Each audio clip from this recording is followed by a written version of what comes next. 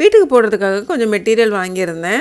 ஒரு 3 செட்டு வாங்கியிருந்தேன். தைக்கலாம்னு சொல்லிட்டு ரொம்ப நாளாக தைக்காமையே இருந்தேன். வீக்கெண்டில் பார்த்தா சாட்டர்டே சண்டேஸில் பசங்க வீட்டில் இருப்பாங்களா, அவங்கக்கிட்ட மல்லு கட்டி கண்ணு மூடி திறக்கிறதுக்குள்ளே முடிஞ்ச மாதிரி இருக்கும் அந்த 2 நாள். வீக்டேஸில் தைக்கலாம்னு சொல்லி நினச்சிருப்பேன். காலையில் 5 மணிக்கெலாம் எழுந்திருக்கிறதுனால குழந்தைங்களை அனுப்பி விட்டு சின்ன சின்ன வேலைகள்லாம் செஞ்சு முடிச்சுட்டு அப்படியே மதியானம் படுத்து தூங்கிடுவேன். கரெக்டாக 3-4 மணிக்கெலாம் பசங்க மறுபடியும் வீட்டுக்கு வந்துடுவாங்களா, அவங்ககிட்ட ஈவினிங்கில் ஹோம்ஒர்க் பண்ணுறது அப்படியே போயிடும் டைம். ஒரு நாளைக்கு ஒரு செட்டு நான் கூட சீக்கிரமாக தைச்சி முடிச்சிடலாம்னு சொல்லிட்டு நேற்றுக்கு 12 மணி வரைக்கும் இழுத்து பிடிச்சி எப்படியே தைச்சி முடிச்சிட்டேன். நம்ம வீட்டில் தான் காய்கறிங்க கீரைங்கன்னா இறங்காது, தொண்டையில் மாட்டிக்குவேன். அதனால் நான் என்ன பண்ண பார்த்தீங்கன்னா பசலைக்கீரையை சப்பாத்தி மாவு கூட பிசைஞ்சு சப்பாத்தி செஞ்சு கொடுத்துட்டேன். அடுத்து வெங்காயம் தக்காளி இஞ்சி பூண்டு போட்டு நல்லா வதங்கினதுக்கப்புறம் ஆறுனதுக்கப்புறம் அரைச்சிக்கலாம். உங்ககிட்ட முந்திரி இருந்தாலும் கூட சேர்த்து வதக்கிக்கோங்க. அடுத்து கடாயில் எண்ணெய் ஊற்றி சீரகம் பச்சை மிளகா போட்டு தாளிச்சதுக்கப்புறம் மிளகாத்தூள் மல்லித்தூள் மஞ்சத்தூள் சீரகத்தூள் பெப்பரு இதெல்லாம் போட்டு வதங்கினதுக்கப்புறம் நம்ம அரைச்சி வச்சுருந்தோம்ல பேஸ்ட் அதையும் சேர்த்து காளானையும் சேர்த்துக்கலாம். கடைசி கரம் மசாலா தூள் லெமனையும் பிழிஞ்சு விட்டுக்கோங்க. கஸ்தூரி மேத்தி கொத்தமல்லி இலைகளை தூவி விட்டு இறக்கிக்கோங்க.